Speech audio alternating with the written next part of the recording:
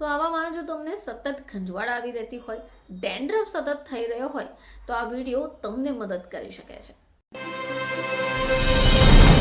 નમસ્કાર દર્શક મિત્રો, ખબર છે .com પરથી હું દ્રષ્ટિ નાયક આપ સૌનું સ્વાગત કરું છું.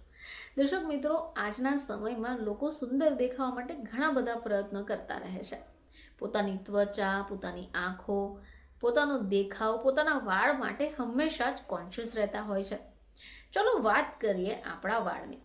આપણે સૌ જાણીએ છીએ કે સુંદર દેખાવની પાછળ સુંદર વાળ હોવા પણ ખૂબ જરૂરી છે. પરંતુ જેમ ઋતુ બદલાય છે તેની સીધી અસર શરીર પર તો થશે, પરંતુ વાળ પર પણ થતી હોય છે.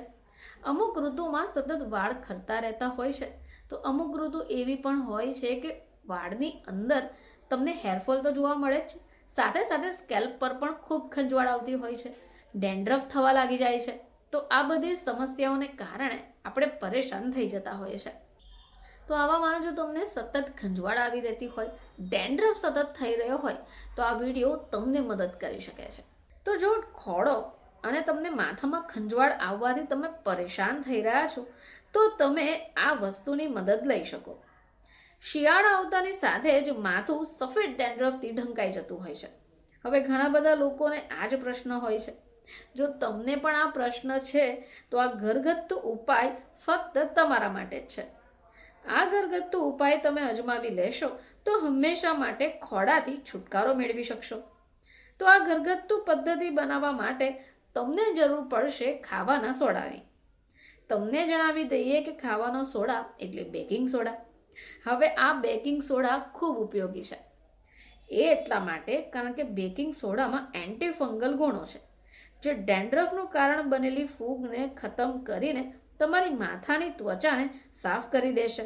ચલો વાત કરીએ કે એનો ઉપયોગ કઈ રીતે કરી શકાય.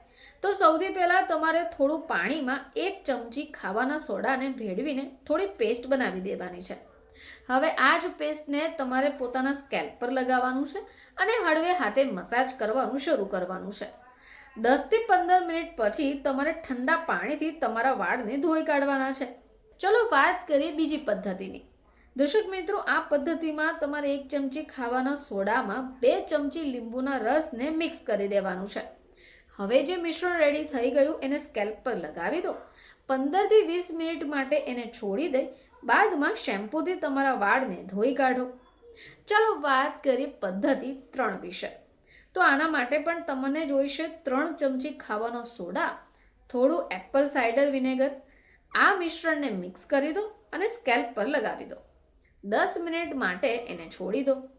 પછી તેને શેમ્પૂથી ધોઈ કાઢો.